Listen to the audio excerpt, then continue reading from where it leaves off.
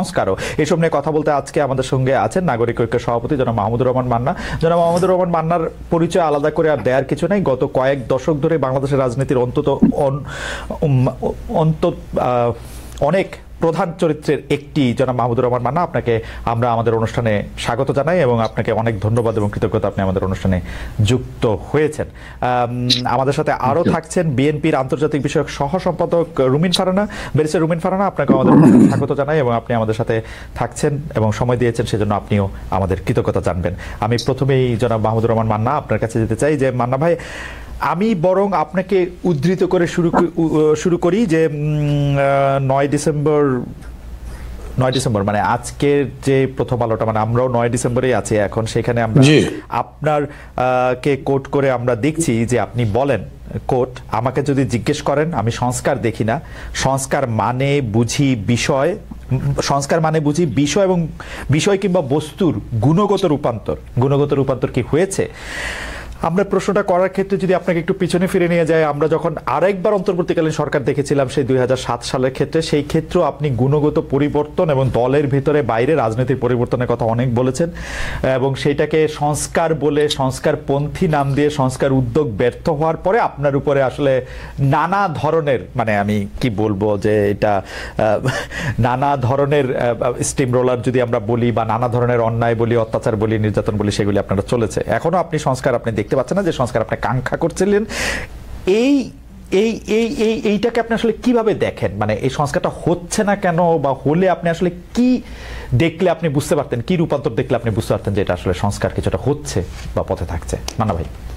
Thank you very much. মানে অনেকগুলো বছরই তো হলো পরে আপনার সাথে, এবং আপনার এই অনুষ্ঠানটা একদম নতুন দেখা হলো। আপনার দর্শক শ্রোতাদেরকে আমি শুভেচ্ছা জানাচ্ছি। বিষয়টা হলো কি, ধরেন সংস্কার তো কিছু কিছু আছে না, আপনি চাই বা না চাই ন্যাচারাল প্রসেসে হতেই থাকে। আমরা আগে এরকম করে একটা অনুষ্ঠান করার কথা চিন্তাই করতে পারতাম না, এখন তো হচ্ছে। আগে এরকম কানেক্টিভিটির কোনো বিষয় ছিল না, মানে একটা আবিষ্কার পুরো সমাজের মনন অভ্যাস সব বদলে ফেললো, সেটা একটা বিরাট সংস্কার হলো ওই আবিষ্কারের কারণে। এরকম আরো কিছু কিছু ঘটনা হয়তো হয় যেগুলো মানে গুণগত ভাবে, আমি আবার বলি, ওখানে যে শব্দটা বলেছি আমি এটা খুব মানে পছন্দ করি, ব্যবহার করি, সেটা হচ্ছে বস্তু বা বিষয়। বস্তু বলতে আপনি ম্যাটার বলতে যে কোনো জিনিস বলতে পারেন, বিষয় বলতে আমি সমাজ সহ যা আছে সেগুলো বোঝাতে চাইছি। সেরকম যদি পরিবর্তন হয়, তো একটা আছে, যেমন ধরেন আগে বলা হতো, আমি নিজেও বিশ্বাস করতাম, বিপ্লব মানে একটা উল্লম্ফনের মতো পরিবর্তন হয়ে গেল, যেগুলোকে সোভিয়েত বিপ্লব, চীনের বিপ্লবের ক্ষেত্রে বলা হতো। কিন্তু আজকাল বলতে ঠিক ভেরি রিসেন্টলি, অনেকদিন ধরেই আমি যেহেতু ওই প্রক্রিয়াটাতে ওরকম করে বিশ্বাস করি না, আমি এরকম করে বলি যে একটা রেগুলার কন্টিনিউয়াস সংস্কারের মধ্যে দিয়েই সবকিছু পরিবর্তন হতে থাকে। মানে আমরা সেই যে বনে ছিলাম, কাঁচা মাংস খেতাম, ফলমূল খেয়ে থাকতাম, সেই মানুষ কোথায় আসছি? এবং এরকম করে ধরেন যে আমরা কিভাবে বাস করতাম, এখন আমাদের বসবাসের জীবন ধারণের স্টাইল কিরকম, কত উন্নত হয়েছে সোসাইটিতে। যখন আপনি দেখেন, এবং সেই সোসাইটি মানে রাষ্ট্র হওয়ার পর থেকে যখন দেখেন, তখন এটারও একটা গুণগত রূপান্তরের প্রশ্ন আছে, এবং সেটা হয়ে যাচ্ছে। আমি প্রথম বলছি যে ন্যাচারালি তো হচ্ছে। এই যে আপনি শব্দটা বললেন না, সামাজিক বন্দোবস্ত বা রাজনৈতিক বন্দোবস্ত, যদিও বর্তমান সময়ের জন্য আমরা বন্দোবস্ত শব্দটা আমাদের পক্ষ থেকেই চালু হয়েছে বেশি করে, কিন্তু ঠিক এটা বন্দোবস্তের মধ্যে যাচ্ছে না। দুটো পার্টি নেই, 3-4টা পার্টি নেই, একটা সোশ্যাল কন্ট্রাক্টের মতো হচ্ছে সেরকমটা। মানে কিরকম, যে একটা কনস্টিটিউশনই বদলাম, তারপরে একটা সোশ্যাল কন্ট্রাক্টে আসলাম, এরকম করে বললে আমার কাছে বলে যে খুব অ্যাপ্রোপ্রিয়েট বলা হয় না। মূল কথা হচ্ছে গুণগত রূপান্তর, আমি এরকম করেই বুঝি। যেমন ধরেন গত 15 বছরে দেশের গণতন্ত্র ধ্বংস হয়েছে, নির্বাচন ব্যবস্থা একদম র্যামস্যাক্ট, এটার কিছুই নেই, একদম সর্বশেষ যা হয়েছে এগুলো দেখে এখন আমাদের কাছে আকাঙ্ক্ষা কি, একটা গুণগত ভাবে ভালো গণতন্ত্র আসুক, ভালো নির্বাচন আসুক। এই যে ভালো নির্বাচনটা যদি আসে, তাহলে নিশ্চয়ই বলতে পারি যে বর্তমানে যা চলেছে বা গত 15 বছর ধরে যা চলেছিল, সেটার একটা সংস্কার হয়েছে, সেটার উন্নত সংস্করণ আমরা দেখতে পাচ্ছি। সেই অর্থে যদি বলেন, দেন নাথিং হ্যাজ হ্যাপেন্ড। এবং কথাটা কেন আসছে, যেহেতু 5 আগস্টকে কেন্দ্র করে দুই ধরনের কথা হচ্ছে। কেউ কেউ বলছেন একটা বিপ্লব হয়েছে, বিপ্লব মানে তো আরো বড়। আমি বিপ্লব হয়েছে এরকম বলি না, কারণ যে গুণগত রূপদের প্রশ্নটা আমি আনি, আমি বলি যে বিশাল একটা উত্থান হয়েছে, বিশাল একটা গণ অভ্যুত্থান বলে সেরকম হয়েছে। সেই গণ অভ্যুত্থানের মধ্যে দিয়ে আকাঙ্ক্ষা যেটা তৈরি হচ্ছে সেটা কিন্তু একটা স্লোগান এসছে। তাহলে আমার পার্টি, আমি বলি যাবে এটা কল্যাণ রাষ্ট্র করতে চাই, কেউ হয়তো একটা ইসলামিক রাষ্ট্র বলে, কেউ যে যার যেরকম করে তার পলিটিক্যাল গোল টার্গেট বলে। কিন্তু এই আন্দোলন, এই স্লোগানের মধ্যে দিয়ে সবাইকে একাত্ম করে ফেললো, আমরা একটা নতুন বাংলাদেশ চাই। নতুন বাংলাদেশ মানে কি, পুরানো যা যা ছিল পরিত্যাজ্য, বর্জ্য, যেটা আমাদের জন্য কষ্টদায়ক, পীড়াদায়ক ছিল, যেটা আমাদের জন্য লজ্জাজনক ছিল, যেটা সাধারণ মানুষের জন্য অপমানকর, মানে নিন্দার্হ, যেটা সাধারণ মানুষের জন্য আপনার অসহ্য এরকম ছিল, সব মধ্যে একটা স্বচ্ছ, আরামপ্রদ, বাসযোগ্য, উন্নত রাষ্ট্র গড়ে তুলবো, দেশ গড়ে তুলবো। এটাই হচ্ছে আমরা এখন মানে সংস্কারের এই আধুনিক রূপটা বলবো। মানে একটা বিষয় কি একটু ছোট করে জানতে চাইতে পারি কিনা, সেটা হচ্ছে এরকম আপনি যেরকম একটি আদর্শ রাষ্ট্রের চাহিদার কথা বা কাঙ্ক্ষার কথা আপনি বলছেন, কিন্তু আমি তো আমার বিবেচনায় দেখতেছি যে কেউ কেউ মনে করছেন যে তারা আসলে গণতন্ত্র বা যেরকম চান বা নতুন বাংলাদেশ চান যেরকম, সেটা হচ্ছে যে আওয়ামী লীগ যে অপরাধগুলি করেছে সেটা করার স্বাধীনতাটাকে তারা গণতন্ত্র মনে করতেছেন, তারা নিজেরা করার ব্যাপারে, মানে এটা আওয়ামী লীগের করতে দেবো না, আমি করবো। খালেদ, এইটা তো ধরেন আপনি প্রশ্ন যদি আমাকে করেন, এটার কি কোনো উত্তর আছে? আওয়ামী লীগ যা যা করেছে সেইটা করার স্বাধীনতার নাম, মানে স্বাধীনতা, ওই স্বাধীনতা মানে কি কোনো গণতন্ত্র না নির্বাচন না সংস্কারটা কি? Those are all bad things, এক কথায় যা যা ছিল বাজে জিনিস, সেই জিনিসটা না কোনোভাবেই সংস্কারের কিংবা নতুন বাংলাদেশ গড়ে তোলার মধ্যে ওই আকাঙ্ক্ষা ছিল না। আর একটা জিনিস আমি আপনাকে বলি, কিছু আছে না উচ্চারিত হতে হবে এরকম কোনো কথা নেই। এই যে ছাত্র জনতা যেরকম করে জীবন দিল, এটার মধ্যে একটা মাহাত্ম আছে না। শেখ হাসিনা ডেকে ডেকে বলছে চালাও গুলি, যত লোক মরে মরুক, আমার ক্ষমতা চাই। আর তারা জবাব দিচ্ছে আমরা তো মারছি, কিন্তু একটা মরে 4টা দাঁড়িয়ে যায়। এরকম তো আমরা আগে দেখি নাই। এবং খালেদ, ইনফ্যাক্ট বাংলাদেশে তাই হয়েছে। ওই যে আপনার উগান্ডার যুবকরা যেরকম বলছিল না, যে অপমানকর জীবনযাপন করতে করতে আমরা ক্লান্ত, এবার কিছু সাহস দেখাতে চাই, ওই সাহস তো বাংলাদেশে এখানে দেখিয়েছে। রাজনৈতিক দলগুলো যে সাহস দেখাতে পারে নাই, বিএনপি সহ আমরা সবাই মিলে কি বিশাল বিশাল সমাবেশ ইত্যাদি, কিন্তু চোখে চোখ রেখে লড়াই করবার সাহস, প্রয়োজনে জীবন দেবার সাহস, জীবন দিয়ে আমরা জীবন নেব, জীবন কিনবো, জীবন প্রতিষ্ঠা করব, এই রকম কেউ করতে পারে। ওরা যখন করেছে তার মানে এটার মধ্যে বিরাট একটা মাহাত্ম্য আছে। এটা আপনি যদি বুঝতে না পারেন তাহলে আপনি এই অভ্যুত্থানের মাহাত্ম্য বা তাৎপর্যই বুঝলেন না। মানে ভাই আপনাকে ধন্যবাদ। আমি আপনার এই জায়গা থেকে একটু ব্যারিস্টার রুমেন ফারহানার কাছে যাই, মানে ওটা আমার না বোঝা না, মানে অনেকে যে এইটার ইন্টারপ্রিটেশন এরকম করতেছেন সেইটার জায়গা থেকে আমি একটু বলি। ব্যারিস্টার রুমেন ফারহানা, আসলে আমার কাছে মনে হয় যে 5 আগস্টের পর থেকে যারা বাংলাদেশের সবচেয়ে মানে যৌক্তিক কথা তুলে ধরছেন তার মধ্যে ব্যারিস্টার রুমেন ফারহানা একজন। 5 আগস্টের আগে তো বটেই, কিন্তু 5 আগস্টের পরে অনেক বেশি যৌক্তিক জায়গা থেকে এটা বলছেন, এবং এর জন্য আমি দেখতে পাচ্ছি যে তিনি বিএনপির মধ্যেও অনেক সমালোচিত হচ্ছেন। তিনি মানে অনেক জায়গা থেকে বলা হচ্ছে যে তিনি যথেষ্ট পরিমাণে বিএনপি আর থাকতে পারতেছেন না, অন্যদিকে চলে যাচ্ছেন। ব্যারিস্টার ফারহানা, এটা নিয়ে আপনি একটু আমাদেরকে একটু বলবেন। আর মান্না ভাই যেটা বললেন যে আসলে তো বড় বড় রাজনৈতিক দলরা, মানে এটা তো আসলে বিএনপির নামে আসে, যেটা করে দেখাতে পারে নাই, ওরা মৃত্যু দিয়ে রক্ত দিয়ে এটা করে দেখিয়েছে। এখন যে আমরা অনেকে এসে বলছি যে এটার ভাগও আমাদের চাই, আমাদের এটা করতে হবে সেটা করতে হবে, সেইটাও বা আপনি কিভাবে দেখেন? সংস্কারটা আপনার কাছে আসলে কি, কোনটা দেখলে আপনি বুঝবেন? মান্না ভাই খুব চমৎকার তার জায়গা থেকে বলেছেন যে কি হলে তিনি এটি বুঝবেন যে এদিকে আগাচ্ছে। আপনার কাছে আমরা একটু শুনতে চাই। আপনাকে অসংখ্য অসংখ্য ধন্যবাদ খালেদ ভাই। আমি মনে করি যে 5ই অগস্ট এবং এর আগের 1 মাস পুরো দেশ, জাতি, রাষ্ট্র, সমাজ একটা বড় ধাক্কার মধ্যে দিয়ে গেছে। এমন একটা অভ্যুত্থান যেটা হয়তো আর ঠিক অভ্যুত্থানটি হবার এক সপ্তাহ আগেও কেউ চিন্তা করতে পারে নাই, এবং মোটামুটি সকল রাজনৈতিক দল সহ দেশের মানুষও এক প্রকার মেনে নিয়েছিল যে 2028 সাল পর্যন্ত অ্যাটলিস্ট চোখ বন্ধ করে আওয়ামী লীগ থাকবে, এবং তারপরেও আরো 5 বছর থেকে সেটা সেই 41 পর্যন্ত গড়াবে কিনা সেটা নিয়ে নানান তর্ক বিতর্ক বা কিছু কথাবার্তা হয়তো সমাজে বা রাজনীতির মাঠে চালু ছিল, কিন্তু অ্যাটলিস্ট 28 পর্যন্ত মোটা দাগে সকলেই হাসিনাকে মেনে নিয়েছিল। কিন্তু এর মধ্যে যে হঠাৎ করে এমন একটি ধাক্কা আসবে, সেটা আজকে বুকে হাত দিয়ে সকলে যদি যার যার কাছে নিজের সৎ থেকে আয়নার সামনে দাঁড়িয়ে নিজেকে প্রশ্ন করে, আমার মনে হয় তারা তাদের উত্তরটি পেয়ে যাবে।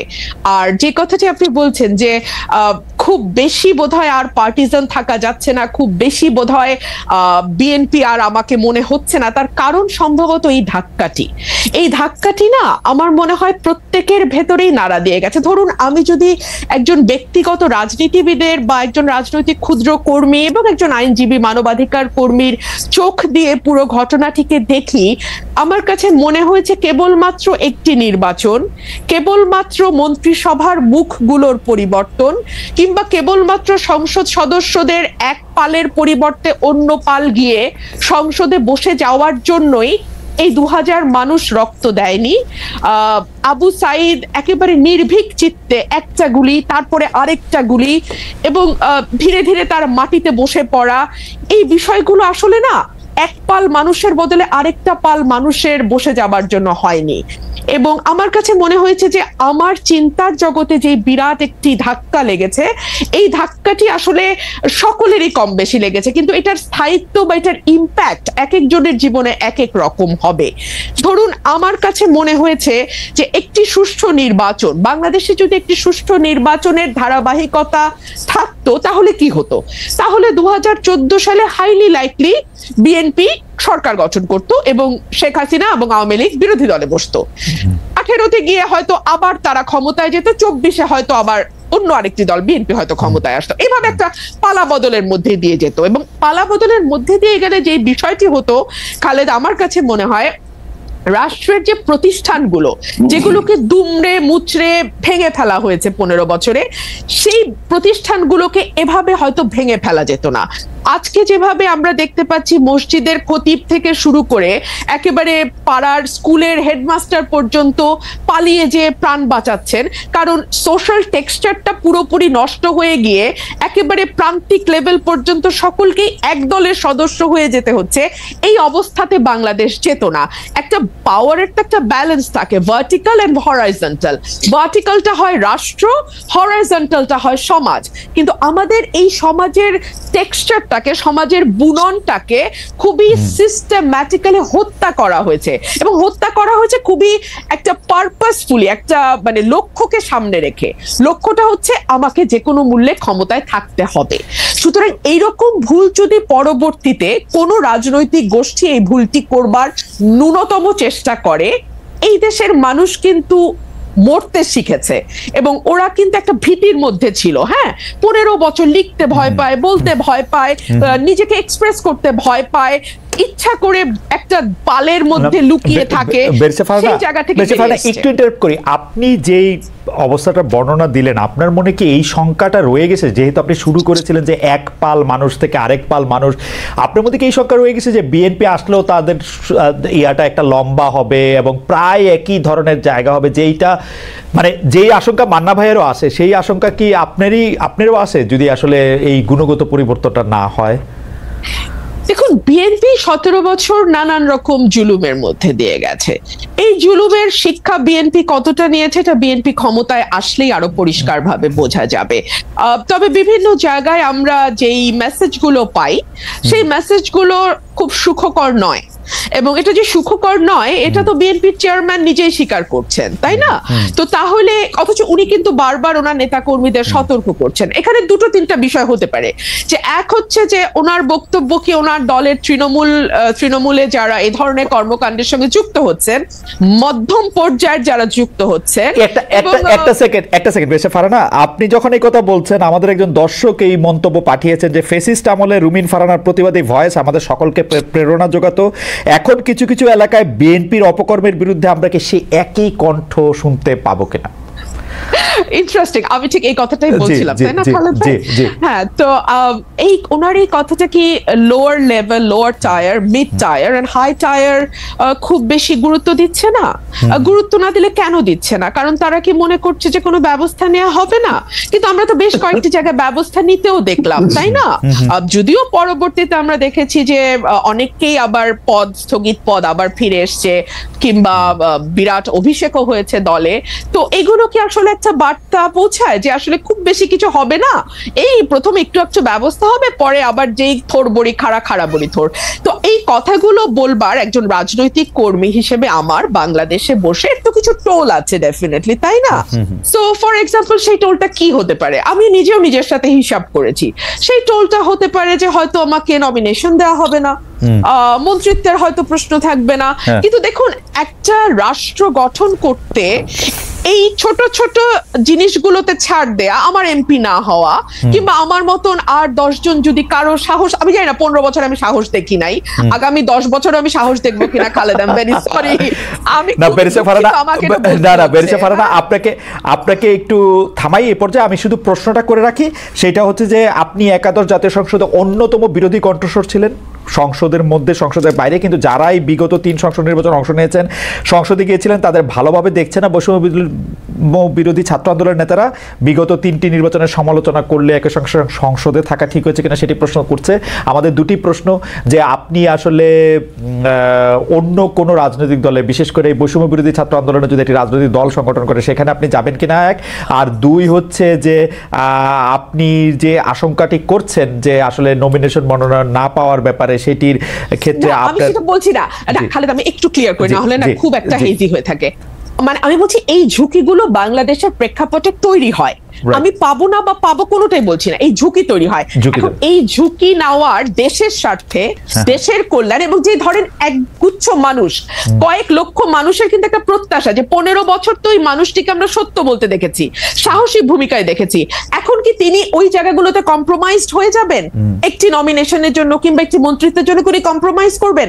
আমি আসলে বেছে নিয়েছি কম্প্রোমাইজ না করাটাই। ওকে, আমরা ওই প্রশ্নটা, মানে আপনি বৈষম্য বিরোধী ছাত্র আন্দোলনের সঙ্গে যাবেন কিনা, তারা রাজনৈতিক দল করলে, সেই প্রশ্নটাতে আমরা একটু পরে আসবো। আমি আবারও আপনাদের দর্শকদের, মানে আপনার এই পজিশনের অনুবাদ দর্শকদের কারো কারো কাছে কি, সেটি একটু আপনাকে শোনাই, আপনি একটু মান্নান ভাইয়ের কাছে যাই। মাহফুজ আহমেদ, তিনি ইংরেজিতে বলছেন, the lady is hypocritical, she doesn't prefer Awami League but she has soft corner for student wing of Awami League. যাই হোক, এটা আপনাকে দেখে কেন মনে হলে সেটা আমি জানি না, সেটা তার অনুবাদ। আমি একটু মান্না ভাইয়ের কাছে আসি, যে মানে ভাই, আপনার মনে আছে যে কয়েক বছর আগে বিএনপি নেতা সাদেক হোসেন খোকার সাথে একটি টেলিফোন সংলাপ সরকার শুধু ফাঁস করে থেমে থাকেনি, এর কারণে আপনাকে জেলেও নেওয়া হয়েছিল, জেল কাটতে হয়েছিল। সেই আলোচনায় ক্যাম্পাসে ছাত্রলীগের ক্ষমতা খর্ব করা, আন্দোলনে ছাত্রদের আত্মত্যাগ, এমন সব বিষয় ছিল। 24 সালে এসে আমরা দেখলাম ছাত্রলীগকে ঢাকা বিশ্ববিদ্যালয় ক্যাম্পাস থেকে বিতাড়িত করা, আবু সাইদ মুগ্ধের মতো ছাত্রদের আত্মত্যাগের কারণেই সরকারের পতন হয়েছে। 24-এর মতো একটা আন্দোলন প্রয়োজন, সেটাকে আপনি 2015 সালেই আপনি বুঝতে পেরেছিলেন কিনা, এবং সেইটা নিয়ে আপনার মধ্যে একটা তোলপাড় চলছিল কিনা? ওই রকম করে বলা ঠিক হবে না। হয় কি, ধরেন আপনি একটা সুযোগ বুঝেই নিজেকে জাহির করার জন্য কথাবার্তা বলতে থাকলেন, এগুলো আলটিমেটলি লোকজনের চোখে ধরা পড়ে। আমি ওসব কাজ করি না। আর এই হিপোক্রেসি জিনিসটা এমন নয় যে আপনি খুব চালাক, আপনি এমন করে হিপোক্রেসি করবেন যে কেউ বুঝবে না, এরকম হয় না, শেষ পর্যন্ত ধরা পড়েই। এইটা একটা স্বতঃসিদ্ধ ব্যাপার যে আপনি যখন লড়াই করবেন, যার সাথে লড়াই করছেন সে যদি ট্রিগার হ্যাপি হয়, সে যদি ব্লাড থার্স্টি হয়, তাইলে কি হবে? আপনাকে রক্ত দিতে হবে, আপনাকে গুলি খেতে হবে। আপনি যদি সেটা রাজি না হন, তাহলে আপনি আন্দোলন থেকে রিটায়ার করতে হবে আপনাকে। আমি এইটুকু বলেছি। কিন্তু ধরেন একটা পর্যায়ে এসে এটা খুবই স্পষ্ট হয়েছে যে এই সরকার এমনি এমনি যাবে না, এবং তার জন্য রক্ত দিতে হবে, তার জন্য জীবন দেওয়ার প্রয়োজন আছে, অনেক বেশি কষ্ট সহ্য করতে হবে। কষ্ট তো আমরা সহ্য করছি না, কিন্তু এইরকম করে অকাতরে জীবন দিতে হবে, এই ব্যাপারটা আমরা বুঝি নাই। এটা যদি আমাকে বলেন যে আমি কি এটা ইভেন ধরেন জুলাই শুরুতেও বুঝেছিলাম, তা বুঝি নাই।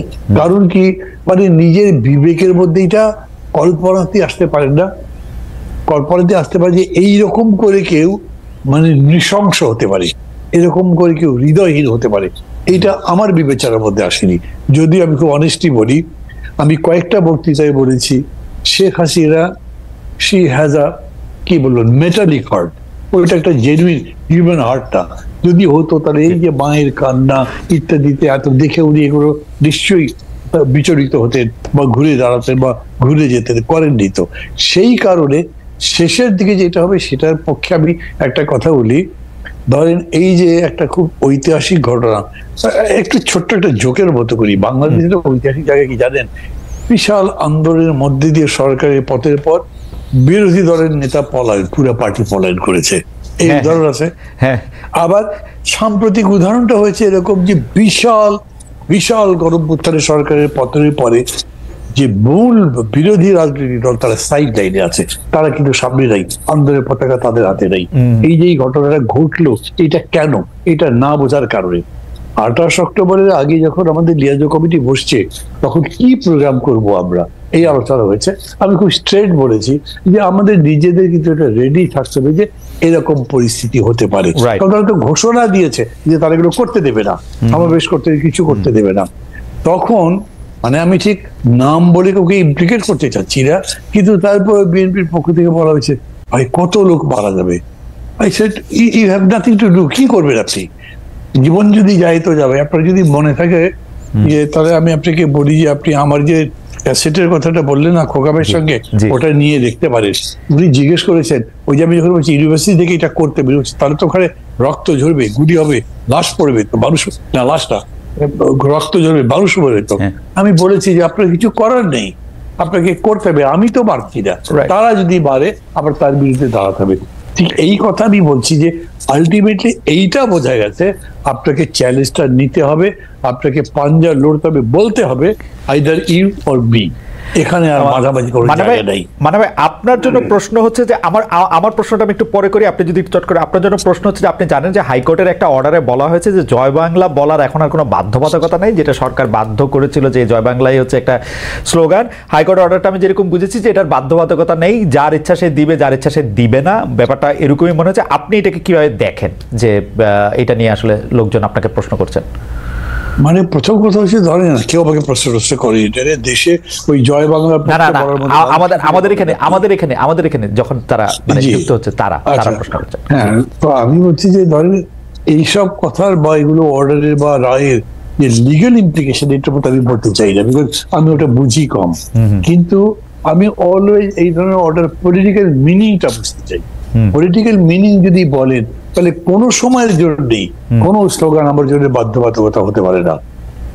এখন ধরেন জাতি রাজি হলো, তারপরেও কোর্ট আইনে সবাই মেনে, কিন্তু আমার কাছে সেই স্লোগানটা পছন্দ নাও হতে পারে, আপনি তো আমার জোর করে চাপিয়ে দিতে পারেন না। ডেমোক্রেসি এরকম নয়, it is just the rule of majority, majority তার ওপিনিয়ন যাতে বলে তার ভিত্তিতে হয়। It is also right for the minority to express, যে তারা যাতে তাদের কথা বলতে পারে, তারা বলবে যে আমি ঠিক মনে করছি না। ওকে, ফেয়ার এনাফ। আমি আপনাকে যে প্রশ্নটি করতে চেয়েছিলাম যে আপনি বলেছেন যে মানে বাংলাদেশে অনেক ফানি জিনিস হয়েছে, যে বিরোধী দলের নেতাকে আসলে আত্মগোপন করতে হয়েছে গণ অভ্যুত্থানের মুখে, যেটা মানে যেটা আসলেই ফানি, মানে যতবার আমার মনে হয় ততবারই আমার কাছে হাসি পায়। আপনি বলেছেন যে এত বড় একটা আন্দোলনের পরে প্রধান বিরোধী দলের হাতেই আসলে আন্দোলনের পতাকা নাই, সেইটাও একটা মনে রাখার মতো বিষয়। কিন্তু আমার কাছে যেটা হচ্ছে খুব মনে হয় যে শেখ হাসিনা, যিনি কারো কথা চিন্তা না করে কাউকে কোনো কিছু না জানিয়ে চলে গেলেন, পালিয়ে গেলেন, এখন আবার তিনি বলছেন তাকে আসলে পালাতে বাধ্য করা হয়েছিল, এবং তিনি বক্তৃতা দিচ্ছেন, সেই বক্তৃতা নিয়ে তার নেতা কর্মীরা আবার মানে এটা নিয়ে উৎফুল্ল হচ্ছেন। এই ব্যাপারটাকে আপনি আসলে রাজনৈতিকভাবে কিভাবে বিশ্লেষণ করেন? মানে আমি আওয়ামী লীগ করলে তো আমি মানে তার উপরে এতই রাগ করে থাকতাম বা এতই আমি মনে কষ্ট পাইতাম, এইটা এইরকম কেন? মানে এইটা আমি একটু মানা ভাই আপনার কাছ থেকে একটু শুনতে চাইবো। আমি একটু বেরেছে ফারানা থেকে আসি, একটু আপনি এটা একটু মানে আপনি একটু মানে আগে প্রশ্নটা করে রাখলাম। আমি আসলে প্রশ্ন করেছিলাম যে বৈষম্য বিরোধী ছাত্র আন্দোলনের মধ্যে আপনি আসলে যুক্ত হবেন কিনা, এটা হবেন কিনা, জয় বাংলা নিয়ে আসলে আপনার মতামত আমরা একটু শুনে নিতে চাই, যেহেতু প্রশ্নটা উঠেছেই। আপনি একটু বলবেন যে হাইকোর্ট বলেছে যে এটার না, আমি আসলে কোনো দলে যাওয়ার কথা কল্পনাও করছি না, এটা আমার কোনো চিন্তার মধ্যেও নাই। আর দ্বিতীয় যে প্রশ্নটি জয় বাংলা স্লোগান, দেখুন পুরাটাই তো পলিটিসাইজ হওয়া, যে আপনি না আলাদা আলাদা ভাবে কোনো প্রতিষ্ঠানকে রক্ষা করতে পারবেন না। আপনি যখন সকল কিছুকে একত্র করবেন একটি বিশেষ লক্ষ্যে, তখন আপনি পিসমিল বেসিস আছে জুডিশিয়ারিটা ঠিক রাখি, কিংবা আচ্ছা থাক আমি প্রশাসনটাকে ঠিক রাখি, ইট ইজ ইম্পসিবল খালেদ ভাই। সেই কারণেই যেটা হয়েছে, জুডিশিয়ারি প্রতিটি নিয়োগ, প্রতিটি পদোন্নতি, অ্যাপেলেট ডিভিশনে যাওয়া, অ্যাপেলেট ডিভিশন থেকে কে চিফ জাস্টিস হবেন সেটা নির্ণয় করা, এই সকল কিছুই আসলে রাজনৈতিক সিদ্ধান্তে হয়েছে। এবং আপনি চিন্তা করে দেখেন, এই যে আবারও সেই ইতিহাস টানতে হয়, স্বাধীনতার 54 বছর খালেদ ভাই, হ্যাঁ, আমাদের কিন্তু আকাশের যত তারা আইনের তত ধারা, তাই না? অথচ একটা বিচারক নিয়োগ আইন আমরা কেউ করলাম না। কেন করলাম না? কারণ আমরা না আসলে আমাদের খাস বল্টু পিল্টু লালটুকে বিচারক হিসেবে দেখতে চাই। এবং আমি চাই যে যখন আমি ক্ষমতায় আসব তখন আমার যা যা মামলা যেভাবে হলে আমার সুবিধা হয়, রায়গুলো শেষে ভাবে হবে। হ্যাঁ, হাসিনা একেবারে নগ্ন ভাবে করেছে বলে না, আমাদের কাছে একেবারে চোখে মনে হয় যেন খুব বেশি আমাদের চোখে লেগেছে। কিন্তু ব্যারিস্টার ফারহানা, আপনি যতবার এই কথা বলেছেন ততবারই আপনাকে এই কথা শুনতে হয়েছে না যে বিএনপি কি তার আগের আমলে করে নাই? আপনি যাদের লালটু পল্টু ঝন্টু মন্টুর কথা বলেছেন, যতবার বলেছেন ততবার তো আপনাকে একই প্রশ্ন বলতে হয়েছে যে বিএনপি কে এটা করে নাই কিনা। নিশ্চয়ই শুনতে হয়েছে, এবং সে কারণে কিন্তু আমি এই পরের লাইনটা যুক্ত করলাম যে হাসিনা যত নগ্ন ভাবে করেছে, কারণ সে সময় পেয়েছে বেশি, তাকে ক্ষমতায় থাকতে হয়েছে ভোট ছাড়া, তার কাছে পাওয়ার হারানো মানে জীবন হারানোর মতো। সুতরাং তার কাছে যেটা মানে তাকে যেভাবে সকল কিছু ভীষণ ভাবে ব্যবহার করতে হয়েছে, অন্য গভর্নমেন্টকে ততটা সুযোগও তারা পায় নাই এবং ততটা তাদের ব্যবহারও করতে হয় না। সেই জায়গাটাতে কিছুটা ডিফারেন্স আছে, মাত্রাগত পার্থক্য, let's put it in this way, মাত্রাগত পার্থক্য। হ্যাঁ, সে কারণে আমরা দেখছি যে বাংলাদেশে জাতীয় স্লোগান কি হবে এটাও হাইকোর্ট নির্ধারণ করে।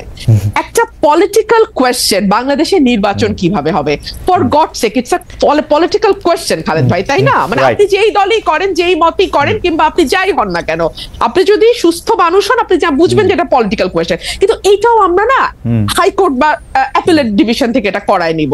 আবার ধরেন আমাদের সংবিধানকে আমরা মোটা দাগে একটা পারিবারিক বইয়ের মতো করে ফেলবো, আমরা যা যা চাই তার সবই সংবিধানে থাকবে। এবং এমন সব অদ্ভুত প্রপোজিশন আমরা সংবিধানে দেব যে আমরা সামনে ভবিষ্যতে যত সংসদ আসবে সেই সবগুলো সংসদকে আমরা বেঁধে ফেলার চেষ্টা করব। মানে তারা কি কি আইন করতে পারবে, কি কি পারবে না, সংবিধানের কোন কোন অংশ তারা 2/3 কেন 3/4 মেজরিটি দিয়েও চেঞ্জ করতে পারবে না, এরকম অংশ আমরা সংবিধানে বলে আবার সেটা লিখে দেব যেটা অপরিবর্তনীয়, which itself is unconstitutional, okay, which itself is unconstitutional. So এগুলোর মধ্যে দিয়ে তো বাংলাদেশ গেছে। সে কারণে আমি মনে করি খালেদ ভাই যে আমরা না একটা ঝাঁকি খেয়েছে বাংলাদেশ, মানুষ, দেশ, রাষ্ট্র, সরকার ঝাঁকি খেয়েছে। কিন্তু এই ঝাঁকিটাতেই যে আমরা একেবারে ঠিকঠাক ফিটফাট হয়ে বিলাতি কায়দার ওয়েস্টমিনিস্টার গণতন্ত্রে অভ্যস্ত হয়ে যাব, কিংবা ইভেন ঘরের পাশের ভারতের গণতন্ত্র আমরা বুঝে যাব, এটা ভুল। আমাদেরকে আরো অনেক দূর যেতে হবে খালেদ ভাই, অ্যাটলিস্ট ভারতের পর্যায়ের একটা গণতন্ত্র এবং প্রাতিষ্ঠানিকীকরণের দিকে যেতে আমাদের আরো 50-100 বছর সময় লাগবে। এবং সে কারণে আমি আমার আগের সেগমেন্টের কথা ধরে আমি একটু সূত্র ধরে বলি যে আমাদের মতন মানে ধরেন অ্যাজ অন টুডে আমার যে ভূমিকা, হ্যাঁ, এটার জন্য আমাদের মতন মানুষদেরকে কিছুটা প্রাইস পে করতে হবে। পে করতে করতে করতে করতে এক সময় গিয়ে, সেটা আজ থেকে মেবি 70 বছর 80 বছর পরে, হয়তো দলগুলোর ভেতরে সেরকম ডেমোক্রেসির চর্চা আসবে, হয়তো রাষ্ট্রের ভেতর সেরকম ডেমোক্রেটিক ভয়েস আমরা পাবো যেটা একটা স্মুথ ডেমোক্রেসিকে সাপোর্ট করে।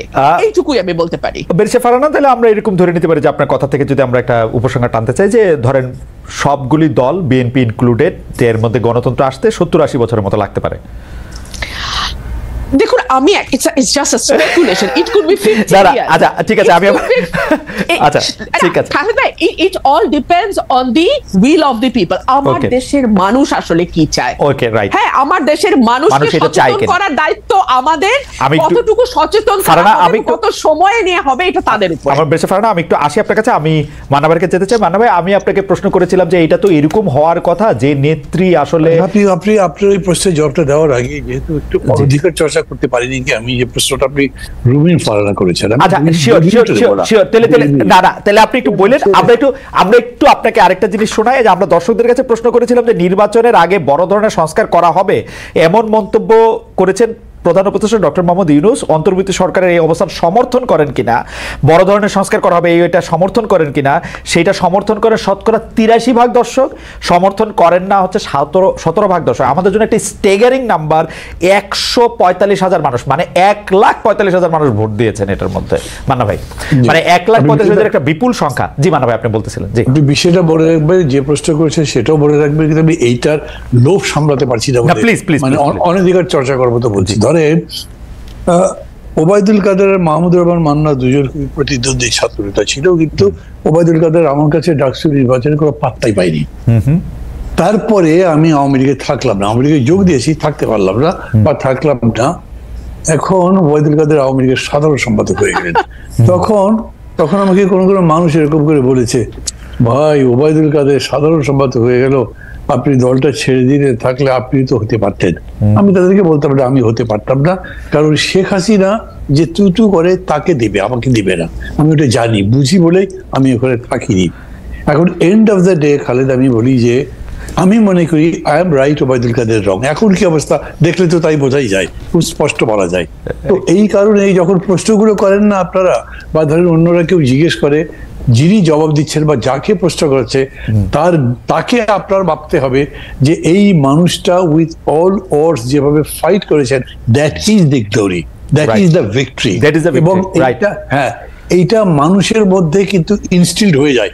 না হলে আমি এখন মানুষের এত ভালোবাসা পাই কেন? আমি কিন্তু অনেস্টলি বলি, আমি মনে করি মানুষের ভালোবাসা আমি প্রায় শিখতে পারছি এখনো, এরকম দেখি।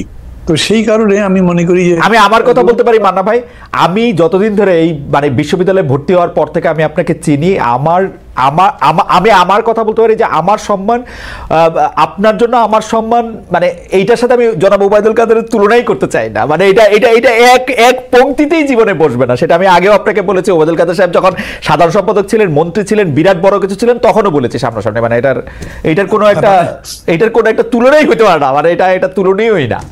আপনি যদি মনে পড়ে গেল উদাহরণটা, সেই জন্য এটা বললাম। এই জন্য আমি মনে করি যে এটা রুল ভাড়াকে জিজ্ঞেস করার দরকারই নাই, সে যেটা করছে করতে থাকবে, টাইম উইল পে হার, এটা আমি মনে করি। যাই হোক, আমি আপনার প্রশ্ন আসি, একটা জিনিস বলি, মানুষ খুব জটিল জিনিস। আমি এটা অনেক চিন্তা করেছি, লোকজনের সাথে কথাবার্তা বলতাম, মানুষ জটিল কেন? কারণ সবচেয়ে জটিল ম্যাটার হচ্ছে ব্রেন, এবং বলে যে একটা ম্যাটার যত জটিল হবে, যত কমপ্লেক্স হবে, তার মানে সেটা তত ডেভেলপ। যে কোনো ডেভেলপ জিনিসই কিন্তু জটিল, খুব ইজি বোঝা যায় না, বুঝে গেলে ইজি। তো মানুষের এত জটিলতার মধ্যে, ধরেন আপনাকে আমি যদি প্রশ্ন করি, আদম হাওয়া খুব আরামে ছিলেন, বেহেশতে ছিলেন, কে কামড়ালো, কোন পোকা কামড়ালো তোমাকে যে ওই গন্ধম ফলটা খেতে হবে? তার জন্য বেহেশ থেকে ফেলে দিল পৃথিবীর মধ্যে, পড়লো তো। আমাদের এত বড় সম্মানের একটা জায়গার একজন মানুষ, আমাদের ধর্মগ্রন্থ যে বিশ্বাস অনুযায়ী তিনি করলেন, মানুষকে এইখানে বোঝা মুশকিল। এরকম বহু জায়গা আছে মানুষের বিহেভিয়ার বোঝা যায় না। আমার নিজের কাছেও মনে হয় যে আমি যদি আওয়ামী লীগ থেকে চলে আসতে পারি, তো বাকি লোকগুলো, লাইক আমি নাম বলছি না, আমার সাথে বড় বড় সিনিয়র নেতা যারা আছেন, কোন সম্মান নিয়ে কোন মান নিয়ে তারা আছেন, আমার তো তাদের সাথে প্রায়ই কথা হতো, সবাই প্রায় কান্ত কথা বলতে বলতে, এই শেখ হাসিনা এই অপমান করেছে, উনি সম্মান করে না, ওই অমুককে এটা দিল, এইরকম রেগুলার। আমি তাদের বলি, ভাই এত কথা বলেন, তার ওর সাথে আছেন স্যার। এখনো রুবেন এখানে আছে, তারপর আমি মনে করি সে বাইন্ড করে কিছু নেই। বিএনপির অনেক এরকম বলে বিভিন্ন ব্যাপারে, দল করেন কেন এটা? তো কি করবো আমি? সে ভাই আপনাকে আমি দল ছাড়তে বলছি না, আমি কোনো দল ভাঙার কাজ করি না, কিন্তু আপনার যদি মনেই হয় যে আপনার এই দলে অসম্মানিত হচ্ছেন, আপনি থাকেন কেন ওখানে? আপনি চলে আসেন। কিন্তু মানুষ এটা করে না। এই জায়গাটা আপনি করে কিছু দিয়ে ব্যাখ্যা করতে পারবেন না। আর রাজনৈতিক ভাবে তো নয়, হ্যাঁ রাজনৈতিক ভাবে একটাই ব্যাখ্যা দিতে পারেন, তা হচ্ছে তারপরেও যারা থাকে তারা আরো বড় কিছু পাওয়ার আশা করে, তারা মনে করে, আচ্ছা কথার কথা ধরেন না মানে ভাই এই জায়গার মধ্যে আপনি যদি একটু জনগণের অবস্থা ব্যাখ্যা করতেন। নেতাদের কথা তো আমরা বুঝলাম, তারা হয় কোনো একটা হালুয়া রুটি অন্য কোনো কিছুর জন্য তারা এটার মধ্যে এটা থাকলো, তারপরে হচ্ছে যে আওয়ামী লীগে থাকলে অনেক, জনগণের কি প্রবলেম? না আলাদা করতে পারবেন না, তো আলাদা করতে পারবেন না। এই জন্য যেগুলো অভিজ্ঞতা আমার আছে খুব, আমি যখন প্রথম আমার এলাকাতে ইলেকশন করতে গেছি, তখন তো টেলিভিশনে আমার নাম বলে, আবার এলাকায় এরকম কোনো নেতাই ছিল না যাদের নাম টেলিভিশনে বলে, যাদের নাম রেডিওতে বলে। লোকজন শোনে আর আমাকে দেখে বলে, আপনি এত বড় নেতা, আপনার পার্টি কই? আমার পার্টির নাম কি? ডাব বই, ওই নাম তো শুনি যাই। আমি একদম ঠিক দেখেন, মানুষ আমাকে প্রশ্ন করেছে, আপনাকে যদি আমরা ভোট দিয়ে আপনি যদি জেতেন, আপনি তো সরকার করতে পারবেন না, তাহলে আপনি আবার কাজ করবেন কেমনে? তার মানে মানুষের মধ্যে পার্লামেন্টারি ডেমোক্রেসির ওই ফরম্যাটে তার কাছে আছে যে মানুষ একজন জিতলেই হবে না, তার মেজরিটি পার্টি মেম্বার জিততে হবে, তবে সে সরকার করতে পারবে, না হলে ইন্ডিভিজুয়াল একটাকে চয়েস করার লাভ কি হবে? মানুষ এটা ভাবে। এই জন্যে ডেফিনেটলি আপনার পার্লামেন্ট, বুর্জোয়া পার্লামেন্টারি ডেমোক্রেসিতে it is a rule of the party. ওই পার্টি না করতে পারলে তো হবে না। আমি মাহমুদ মান্না যদি আজকে বাংলাদেশের মানুষ রায় দেয় উনি হচ্ছে বাংলাদেশের সবচেয়ে ভালো মানুষ, সবচেয়ে জ্ঞানী মানুষ, সবচেয়ে বুদ্ধিমান, বিচক্ষণ ইত্যাদি ইত্যাদি, কিন্তু আর কোনো পার্টি নেই, আবার কি দাম আছে? আমি তো ডক্টর ইউনূসের মতো চান্স পাবো, ডক্টর ইউনূস এত বড় নোবেল টোবেল পেয়ে আন্তর্জাতিক ব্যক্তি হওয়ার পরে একটা চান্স পেয়ে উপদেষ্টা হয়েছে, বাকি ওরকম কত লোক আছে কেউ হতে পারেনি। তো কাজে ইন্ডিভিজুয়াল দিয়ে ওরকম পারবেন না আপনি, ওইখানে দল লাগবেই। এবং ওই কারণেই দল যদি বড় হয় তাহলে দলের নেত্রী যিনি তিনি একটা অখাদ্য হলেও মানুষ কি করবে ওটাই মুখে দিয়ে রাখবে, তার কাছে বিকল্প নাই, তো সেরকম করেই রাখবে। এটাকে মানুষের দোষ দিয়ে লাভ নাই। আপনি যদি মানুষের কাছে দলটা থাক, কিন্তু মানুষের মধ্যে এই আকাঙ্ক্ষা আসা উচিত ছিল না, যিনি 3টা নির্বাচন ম্যানিপুলেশন করেছেন, যিনি হচ্ছে বাংলাদেশের সকল প্রতিষ্ঠানগুলিকে ধ্বংস করেছেন, মানে সেটা নির্বাচন কমিশন হোক, পুলিশ হোক, আমলা হোক, বিচার বিভাগ হোক, ইউ নেম ইট, উনি করছেন। মানুষের মধ্যে থেকে এইটা আসা উচিত না, ঠিক আছে আমরা আওয়ামী লীগ করবো কিন্তু উনাকে বাদ দিয়ে এইটা করবো, জানেন? আমি বিশ্বাস করি, ধরেন আমি বিশ্বাস করি, প্রমাণ দিতে পারবো না, যদি দেশের সামনে নির্বাচন হয় 1 বছর পরে, আমি এটা প্রস্তাব করছি না, আমাকে কেউ ভুল বুঝলে আমি তাদের কাছে ক্ষমা চাইছি, সেই নির্বাচনে আওয়ামী লীগও আছে, ধরেন নির্বাচন করতে পারছে, কেউ কোনো মারপিট করছে না, বাধা দিচ্ছে না, সভা ভাঙছে না, ওই ভোটে আওয়ামী লীগ গো হারাহারি। আমি মনে করি তাই। তারপর ধরেন এই একটা উদাহরণ আছে, যেরকম ফ্রান্সে বাঁকো তো 4 নম্বর পার্টি ছিল, সে জিতলো কিভাবে? আমাদের দেশে এরকম হতে পারে। আমি প্রায় বলি বক্তৃতায়, আমার খুব প্রিয় একটা সেন্টেন্স বলেন, অতিকায় হস্তি বিলুপ্ত হইয়াছে, টিকি আছে। ওই বড় আছেন এই অহংকার করলে কিন্তু কোনো লাভ হবে না। আর সিংহ বনের রাজা হাতি রয়, যদিও হাতি প্রাণী হিসেবে বড়। এই জন্যে মানুষের চয়েসের উপরে আপনার ভরসা থাকতে হবে, মানুষের চয়েসটাই শেষ কথা। তবে এখন মানুষের যদি সেই এডুকেশনটা না থাকে তাহলে তার বিলম্ব হবে। ওই যে রুমিন বলছে না, এটা হয়তো 20-25 বছর লাগবে, আমি বছর মানে সংখ্যা দিয়ে বলবো না, কিন্তু মানুষের সময় লাগবে। কিন্তু আমার কাছে খুবই বিশ্বাস করবো, আমি মনে করি আপনি খেয়াল করেছেন, এখন পর্যন্ত BNP is the biggest party, BNP হলো সবচেয়ে জনপ্রিয় দল, কিন্তু এই বিএনপি 5 আগস্টের ক্ষমতা পরিবর্তন একদম অব্যবহিত পরেই যখন পার্টি অফিসের সামনে বিশাল সমাবেশ করে বলল 3 মাসের মধ্যে নির্বাচন দেন, তখন সমস্ত মানুষ বিরোধিতা করেছে, বলেছে রক্তের দাগিস করে কিভাবে নির্বাচন। কিন্তু মানা ভাই, আপনি যদি এখন কান পাতেন আপনি কিন্তু শুনবেন যে সব মানুষ এখন নির্বাচন চাচ্ছে, কারণ ডক্টর ইউনূস সরকার মানে অনেক জায়গা থেকেই আসলে সিদ্ধান্তই নিতে পারতেছেন। আপনি যদি অর্থনীতির সূচকগুলি দেখেন, বলতেছে যে আমলারা, আপনি কোনো কার্ভের মধ্যে তো আপনি কোনো মানে পরিবর্তন দেখবেন না, এবং এটা তো ওইটা আপনার লাস্ট প্রশ্ন ছিল, তার জবাবটা আমি দেবো, আমি যতখানি পারি ততখানি বলবো। তার আগে এই কথাটা বলিনি, আজকে যদি মানুষের কাছে অল্টারনেটিভ থাকতো না তাহলে কিন্তু এটা হতো। ধরেন কোনো কারণে মানুষ এখন মনে করছে না বিএনপি তো আওয়ামী লীগের মতোই করছে, তারপরে ভোটের মাঠে গিয়ে এসে দেখলো যে বিএনপি আছে বিগেস্ট, কাছাকাছি আছে, ধরেন কথা জামাত, কিন্তু কাছাকাছি মানে কি, বিএনপি যদি 80 হয় তাহলে জামাত হলো 10। জামাতের এত শক্তি নাই মনে হয় মান্না ভাই, আমার মনে হয় কথার কথা বললাম। জি 80 আর 10 বলছি তো, এইটাতেও মানুষ আর জামাতের কাছে যাবে, বিএনপির কাছে যাবে, যদি সে বিএনপির ব্যাপারে ক্রিটিক, কারণ আর কিছু নাই না। কিন্তু এইখানে কিন্তু মান্না ভাই, আপনার কাছে মনে হয় না যে এই যে বিকল্প নাই করতে করতে শেখ হাসিনার দলও শেখ হাসিনাকে রাইখা দিল 15 বছর 20 বছর, পারলে 2041 রুমিন বলছে 2041 পর্যন্ত রাখতো, কারণ তারা এরকমই ভাবতো নিজেদেরকে। বিকল্প তো আসলে তৈরি হয় না, মানে বিকল্প যতক্ষণ পর্যন্ত বিকল্পের মতো দেখতে লাগে ততক্ষণ পর্যন্ত কেউ এটাকে নেয় না, এটা তো অবভিয়াস হইতে হয়। এটা হবে মানে এখন যদি ওরকম করে বলেন তাহলে আমি আমার নিজের কথা বলতে, আমি তো বিকল্প করবার জন্যই আজকে 13-14 বছর ধরে চেষ্টা করছি, আমি বিকল্প হতে পারিনি, কিন্তু মানুষের কাছে আমি অ্যাজ অ্যান ইন্ডিভিজুয়াল একটা অল্টারনেটিভ আমি মনে করি, আমার দল হয়নি। ওকে, আমিও দল যদি হতো তো হয়ে যেত। আমরা একটা প্রশ্ন মানা ভাই আপনার কাছে কিছু শোনার বাকি, কিন্তু আমরা একটা প্রশ্ন আসলে ব্যারিস্টার রুমিন ফারহানাকে করতে চাই, যেটা আবার আপনার কাছে আমরা আপনি লাস্ট প্রশ্ন যেটা করেছেন তার জবাব আমি বলি, তারপরে জি বলেন প্লিজ বলেন। প্রশ্নটা কি করেছেন আবার বলেন। বলেছিলেন যে গভর্নমেন্ট পারছে না পুরোটা, কি একটা প্রশ্ন? রাইট, হ্যাঁ গভর্নমেন্ট তো আসলে কোনো জায়গা থেকেই আমরা মানে যেটাকে কাজ করা বলে, মানে আমি তো বলতে চাই যে গভর্নমেন্টের এই মুহূর্তে ইলেকশন দেওয়া উচিত। এই মুহূর্তে বিএনপি কে আপনি যেটা বলেছেন যে আপনি ওই যে পার্সেন্টেজ দেখিয়ে বললেন না। ও পার্সেন্টেজ থেকে এই যে নির্বাচনের আগে যে সংস্কার করা হবে, ডক্টর ইউনূস এই মন্তব্য করছেন, অন্তর্বর্তী সরকারের মানে অবস্থান সমর্থন করেন কিনা এইটা আমরা প্রশ্ন করেছিলাম দর্শকদের। একদিনের মধ্যে সেই দর্শকরা 1,45,000 ভোট দিয়েছেন, শতকরা 83% মনে করেন যে সংস্কার করতে পারা উচিত। শুনেছি। আমি আপনাকে বলি, এটা আমি এবারে ব্যক্তিগতভাবে উপদেষ্টাকে বলেছিলাম, আর কাউকে ওপেনলি বলবো তা মনে করিনি, কিন্তু আপনার প্রসঙ্গ আসলে আমি বলে ফেলছি সেটা। আমি তাকে বললাম যে ভাই, আপনাদের আসলে কিন্তু আমি পছন্দ করি না, কিন্তু এই কথা আমি আবার কাউকে বলিও না। মানে এটা বলি যদি, তাহলে এটা আওয়ামী লীগের কাছে চলে যায়, এই জন্য বলছি না। এইখানে একটা সমস্যা হয়েছে। আমি ওই যে বললাম, আপনি একটা প্রথম উদ্ধৃতি দিয়ে বললেন না যে আমি বলেছি যে না এটা ইয়ে হয় না, এর আগে আরেকদিন আরেকটা ইয়েতে বলেছিল, আমাকে জিজ্ঞেস করেছে যে কত পার্সেন্ট কাজ করেছে, আমি ম্যাক্সিমাম হলে 40% হবে, এর বেশি করতে পারিনি। এখন হলো ধরেন ইলেকশন করবার জন্য যে মিনিমাম দরকার, একটা জনবান্ধব পুলিশ, অন্তত ডেমোক্রেসি, ভোট হোক এরকম একটা চাইব তো পুলিশ, সেটা বিউরোক্রেসি, সেটা ইলেকশন কমিশন, কিচ্ছু নাই।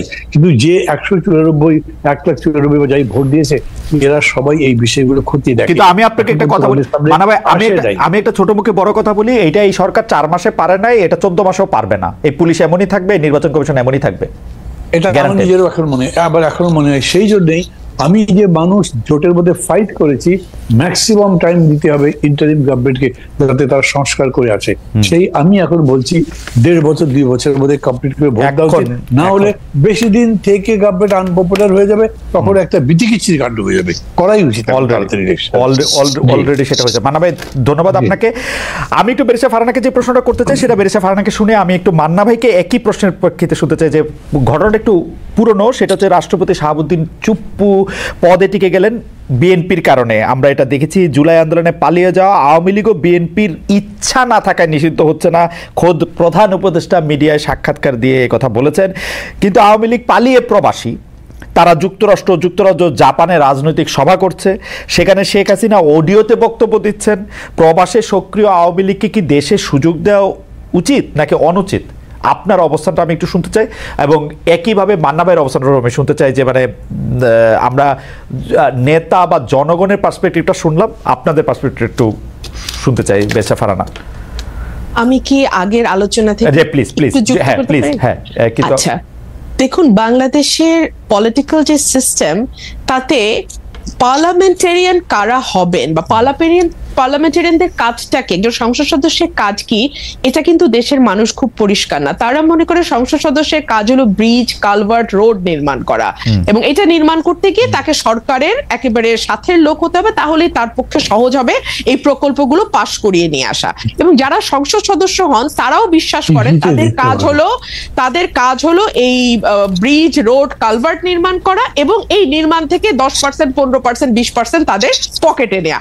এটা হচ্ছে একটা মিউচুয়াল আনরিটেন এগ্রিমেন্টের মতন, হ্যাঁ, জেন্টলম্যান এগ্রিমেন্ট। কিন্তু আসলে তো একজন সংসদ সদস্যের কাজ সেটা নয়। একজন সংসদ সদস্যের কাজ পলিসি মেক করা, একজন সংসদ সদস্যের কাজ আইন প্রণয়ন করা, একজন সংসদ সদস্যের কাজ সরকারকে জবাবদিহিতার মধ্যে আনা। দেখুন, সংসদের 70 অনুচ্ছেদ সংবিধানের, আমরা যে এটা নিয়ে এত লাফালাফি করছি, আচ্ছা, সংবিধানের 70 অনুচ্ছেদে অনুযায়ী আপনি দলের বিপক্ষে ভোট দিতে পারবেন না।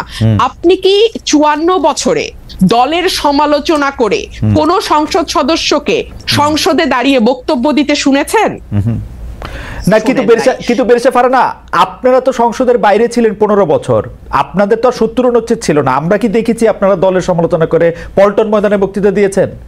আপনি পল্টন ময়দানে তো 70 অনুচ্ছেদ নাই। আমরা পল্টন ময়দানে বক্তৃতা দেই নাই, আমরা এতই মাইরের উপরে ছিলাম। আমি আমার ব্যক্তিগতটা বলতে পারি যে আমি ওই মাইরের বর্ণনা দিতে দিতে, আর যাকে আনা হতো আমার সাথে, সে ওই মারকে ডিফেন্ড করতে করতে এমন একটা জায়গায় নিয়ে যাইতো যে কনস্ট্রাকটিভ আলোচনার জায়গাটাই তো ছিল না। আপনি বলেন তো, সাংবাদিক হিসেবে খালেদ মহিউদ্দিন, গত 15 বছরে, হ্যাঁ, যদি 2 দল নিয়ে এসে বসছেন, কোন কনস্ট্রাকটিভ আলোচনা সেই অর্থে গঠনমূলক আপনারা কি করতে পারছেন খালেদ ভাই? ছিল না, ওই পরিবেশ ছিল না, এটা বইলা তো লাভ নাই। তো এখনই বা কত গঠনমূলক আলোচনা হয় এই প্রশ্ন তো আমি বলতে পারি, আমি তো তবু কিছু কথা বলি ভাই, হ্যাঁ, এর বাইরে তো আমি আর কাউরে কোনো কথাও বলতে শুনি না। এই অভ্যুত্থানটা হইছে এক পালের জায়গায় আরেক, বিষয়টা তো তার না রে ভাই। রাইট, বেরিসা ফারহানা, আপনি যদি ওইটা একটু বলতেন যে শেখ হাসিনা যে অডিওতে বক্তব্য দিতেছেন প্রবাসী বিভিন্ন জায়গায়, ওইটা দিয়ে যদি মন্তব্য করতেন। জি, ওইটা নিয়ে আমার মন্তব্য খুব পরিষ্কার। আমরা শুরুতেই শুনলাম যে শেখ হাসিনা দেশ থেকে পালিয়ে গেছে, পালাতে দিল কারা? এক, কেন তাকে, আমি জানি সেনাবাহিনীর সাহায্য নিয়ে তিনি বিমানে করে পালিয়ে গেছেন দেশ থেকে, সেনাবাহিনী তাকে তার হেফাজতে নিতে পারতো কিনা এই প্রশ্ন আমি রাখি। কারণ তিনি তো আসলে প্রত্যক্ষ এবং পরোক্ষ ভাবে 2000 হত্যাকাণ্ড, 25,000 মানে কি বলে অ্যাসল্ট এবং প্রায় 1,500 মানুষের চোখ হারানোর সঙ্গে সম্পৃক্ত, তাই না? দুর্নীতি সরিয়ে রাখি। 2 হলো 800 সামথিং এর একটা তালিকা নাকি ছিল সেনাবাহিনীর কাছে যারা তাদের হেফাজতে ছিল, সেই তালিকায় কাদের নাম ছিল এখন পর্যন্ত আমরা জানি না। তারা দেশ থেকে পালালো কি করে বা আদৌ পালিয়েছে কিনা তাও আমরা জানি না। আচ্ছা, আমরা অল্প কিছু লোককে বিচারের আওতায় আনতে দেখলাম, এবং ফর এক্সাম্পল সালমান এফ রহমানের বিরুদ্ধে খুনের মামলা, আরে যার বিরুদ্ধে আপনি শেয়ার কেলেঙ্কারি নিয়ে কিংবা ব্যাংক লোপাট নিয়ে বা এস আলমের বিরুদ্ধে ব্যাংক খাওয়া নিয়ে মামলা করতে পারেন, তাদের বিরুদ্ধে আপনি 302-তে গেলেন, মানে যার যেদিকে যাওয়ার কথা না তারটা সেদিকে গেলেন। এতে হয় কি, মামলার মেরিট কমে যায়, জনগণের বিশ্বাস কমে যায়, এবং last but not the least মানুষ মনে করে ও ওরা তো এখন পাওয়ারে নাই, এখন সব ওদের বিরুদ্ধে ঢালাও মামলা হবে, আবার যখন ওরা পাওয়ারে আসবে তখন এগুলো সব ঢালাও মামলা হিসেবে বাতিল হয়ে যাবে। এবং কালচারের মধ্যে আমরা চলতেছি। এবং এখন তো ন্যারেটিভ আরো পাল্টে গেছে যে শেখ হাসিনা আসলে বিদেশে পালায় যান নাই, জানো নাই, তাকে জোর করে তাকে একটি বিমানে উঠিয়ে দেওয়া হয়েছে এবং সেখান থেকে জোর করে তাকে মানে বাইর করে দেওয়া হয়েছে, যেটা আসলে প্র্যাকটিক্যালি ইম্পসিবল। শেখ হাসিনা প্রধানমন্ত্রী থাকা অবস্থায় তিনি যদি চাইতেন তার গায়ে স্পর্শ করার আগে এসএসএফ এর অনেক জায়গাগুলি পার হয়ে অনেকগুলিটা হইতে তিনি পালায় গেছেন, সেইটাই ঠিক। বাট নেরেটিভ এখন পাল্টানো হয়েছে। আমরা একটু মান্নাবের কাছে একটু জানতে চাইবো। আমাদের একজন দর্শক এইবার আমাকে প্রশ্ন করেছেন, এবার আমাকে এখন প্রতিষ্ঠানগুলি কি করেছে, আমি এটা জয় বলতে চাই, কোনো কিছু ধ্বংস করতে আসলে যত সহজে সম্ভব সেগুলিকে গড়ে তোলা বা সেগুলিকে শুশ্রূষা করা আসলে সম্ভব না। আপনি একজন কুস্তিগির বা একজন মুষ্টিযুদ্ধকে মেরে আধমরা বা কোমায় নিয়ে যাওয়ার পরের দিনে একদিনেই তিনি আবার সুস্থ হয়ে ফাইট করতে থাকবেন, ব্যাপারটা এরকম কখনোই হয় না। প্রতিষ্ঠানগুলি এখন কি করছে সেটার ক্ষেত্রে হচ্ছে আমার জবাব, প্রতিষ্ঠানগুলি শেখ হাসিনার 15 বছরের প্রতিষ্ঠান ধ্বংসের ফলে, এটা আমার মতামত, বাংলাদেশকে 35 বছর ভুগতে হবে ধ্বংসমত একটা প্রতিষ্ঠান নিয়ে। এটা এর চেয়ে একটু কম হতে পারে। মানে আপনি যদি একটু বলেন যে এই যুক্তরাজ্য জাপান এখানে যে রাজনৈতিক সমাবেশ করতেছে এটা আসলে ঠিক হচ্ছে কিনা, আবার মানে মানে মানে ডক্টর ইউনূস যে বলতেছেন আসলে বিএনপির জন্য পারতেছি না আওয়ামী লীগরে ঠিকঠাক করতে, ওইটা নিয়ে যদি এটা উনি যদি বলেন খুব মুশকিল। জানেন সম্ভবত খালেদ যে ডক্টর ইউনূস আমার ডাইরেক্ট টিচার ছিলেন। জি, চিটাগাং ইউনিভার্সিটি। ডাইরেক্ট টিচার থাকলে একটা অসুবিধা হয় না, সমালোচনা করতে কিরকম নিজের মধ্যে লাগে, কিন্তু তারপরে আমি তো বলতে বাধ্য হচ্ছি, ধরেন এখন সবচেয়ে ভালো ক্রিকেটারকে আপনি ফুটবল খেলতে দেবেন, আমি দিনে ওকে ফুটবল ভালো খেলতে পারবেন কি? ওনার আপনি প্রথম থেকে যে বক্তৃতাগুলো করেন সেগুলো যদি খেয়াল করেন, উনি বলছেন বাংলাদেশ হবে একটা ফ্যামিলি, আমরা ইনক্লুসিভ ডেমোক্রেসি করতে চাই। এই দুটো কথার কিন্তু কোনো ব্যাখ্যা দেননি, কিন্তু এটার ব্যাখ্যা একটাই দাঁড়ায় যে আপনি এদেরকে অ্যাকোমোডেট করে রাজনীতিটা করবেন। আমি এটাকে খারাপ ভালো কিছু বলছি না, কিন্তু আমি মনে করি it's a huge question from transition from fascism two democracy. কিভাবে যাবে ডেমোক্রেটিক ওয়ে? ডক্টর ইউনূস সম্ভবত মনে করতেন একটা ডেমোক্রেটিক ওয়েতে যেতে হবে। আমেরিকানরা তো সবসময় তাই মনে করে, গণতান্ত্রিক পদ্ধতিতে এইটা করা যাবে না, এগুলো সব বলে।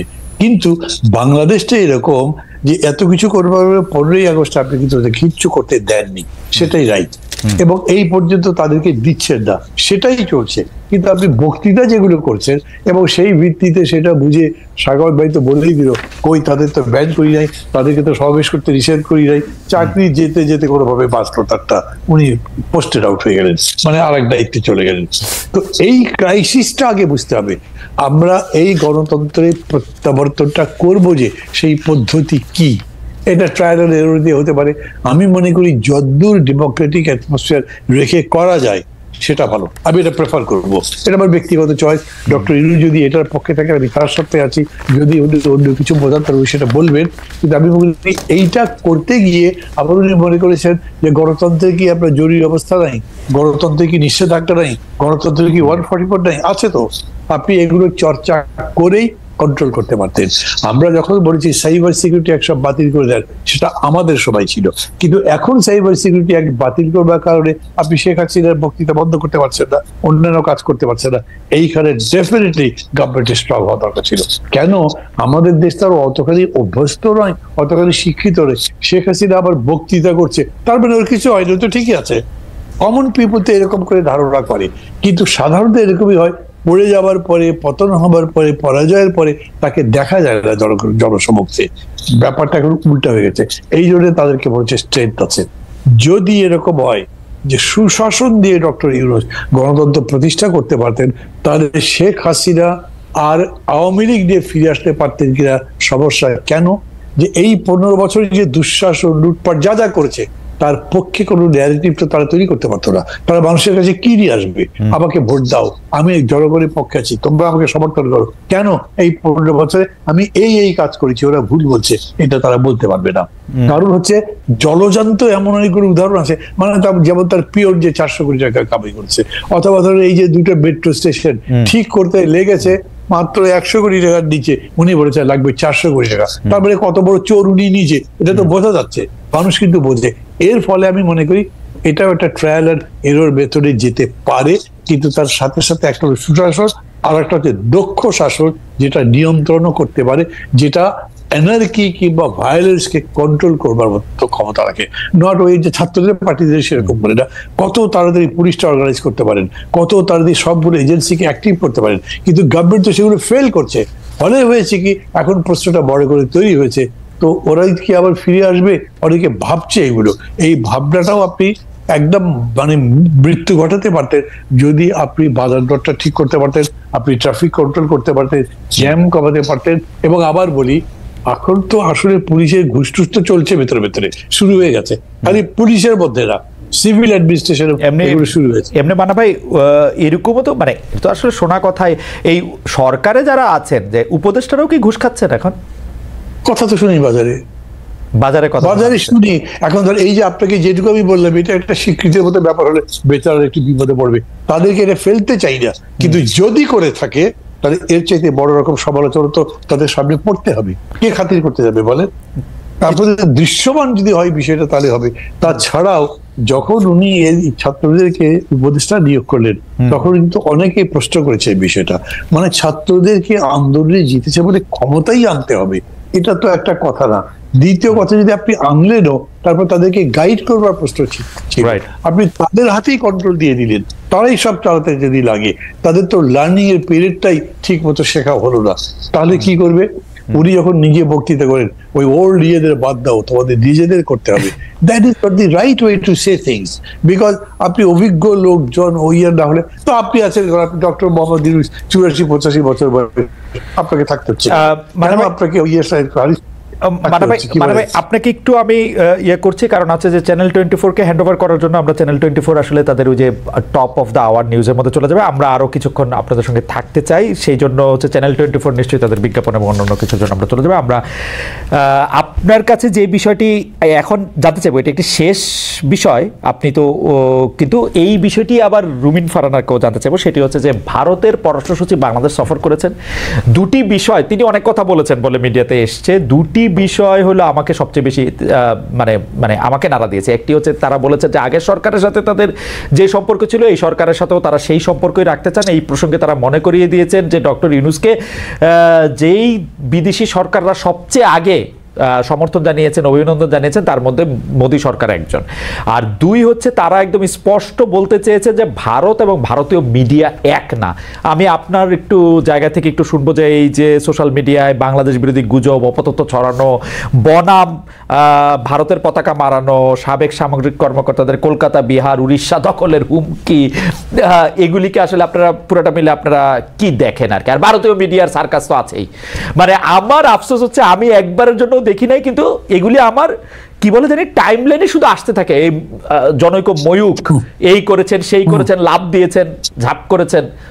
আমার কাছে শুধু মনে হয় যে আমাদের তো প্রত্যেকের রিমোট কন্ট্রোলে একটা অফ বাটন থাকে, খুঁজলেও পাওয়া যায়। মানে এটা দেখতে হবে কেন, মানে আমি বুঝি না। কিন্তু মানা ভাই, আপনি ভারতীয় পররাষ্ট্র সচিবের জায়গা থেকে যদি আপনি জিনিসটা একটু বলেন, বাংলাদেশ সফর এবং তার বক্তব্য। খালেদ এমনি এটা বলে না যে যুদ্ধের ময়দানে হেরে যাওয়া সৈন্যদের দিয়ে আবার একটা উইনিং ব্যাটল করা যায় না। আমার কাছে মনে হয় ইন্ডিয়া তো চাণক্যের দেশ, তারা খুব বিব্রত আছে শেখ হাসিনাকে নিয়ে। তারা তো তাকে মানে বের করে দিতে চেয়েছিল, কোথাও জায়গা দিতে পারে নাই, তাদের দেশে রাখতে হয়েছে। যদি শেখ হাসিনা বলতে যে আমি যা দিয়েছি ওরা কোনদিন ভুলবে না, ভারত আসলে ভুলতে পারে না যে এর জন্যই আমরা এত কিছু পেয়েছি, সেইটা ভেবে তাকে ফেরত দিতে পারছে না। কিন্তু আমি মনে করি না যে তারা মনে করে যে শেখ হাসিনাকে দিয়ে আবার একটা উইনিং ব্যাটল করা যাবে, জিতে তারপর তাকে ক্ষমতায় বসানো যাবে, আগের সেই হারানো সাম্রাজ্য ভারত ফিরে পাবে, আমার এটা মনে হয় না। মানে যদি করেও দ্যাট ইজ শিয়ার স্টুপিডিটি। তারা একদম বুঝে করছেন কি করেনি তা আমি জানি না, কিন্তু এইটা ঠিক যে আমরা এইবার এই ঘটনার পরে আগরতলা সহ যা যা হলো তার জন্য আমরা ভারতের কাছে আগের মতো জি হুজুর তো করিনি, বরঞ্চ আমরা আইবল টু আইবল কথা বলেছি, আমরা আমাদের কথা বলেছি। এবং এটা বুঝে গেছে এই 4 মাসের মধ্যে ইন্ডিয়ান সরকার যে এই গভর্নমেন্ট আগের মতো কখনোই। কিন্তু মানে ভাই আমি তো দেখি যে ভারত সরকার শেখ হাসিনাকে বন্দি করে রেখেছে, তাকে মিডিয়ার সঙ্গে কথা বলতে দিতেছে না, এবং আমি দেখি যে যখনই বাংলাদেশে কোনো কম্পিটেন্ট কোর্ট রায় দিবে ভারত সরকার ফেরত দিবে শেখ হাসিনাকে এবং জেল খাটবে। এবং আমি তো শেখ হাসিনার প্রতি ভারত সরকারের প্রেম দেখি না তো আর। মানে এটা কি দেখা যায় অ্যাবসলিউটলি প্রিজনার সে উনি এখানে। এটা তো আওয়ামী লীগের প্রোপাগান্ডা যে উনি এখানে খুব ভালো আছে, ভালো নাই উনি এখানে, ওনাকে বন্দি করে রাখা হয়েছে। আমি আপনার কথাই সত্যি মনে করি, কিন্তু এই যে হাতে যদি একটা মোবাইলটাকে ছেড়ে দিয়ে একটা ভিডিও মেসেজ পাঠানো, এটা কোনো বিষয় না। এটা সবাই ভিডিও মেসেজও পাঠাতে পারতেছে না তো, কোথায় ভিডিও মেসেজ পাঠাইছে সে? এইগুলি অডিও মেসেজ, ভিডিওটা লাগায় রাখে। সরি অডিও বলতে ভুলে গেছে আমার, অডিও ওটা তো করতেই পারেন।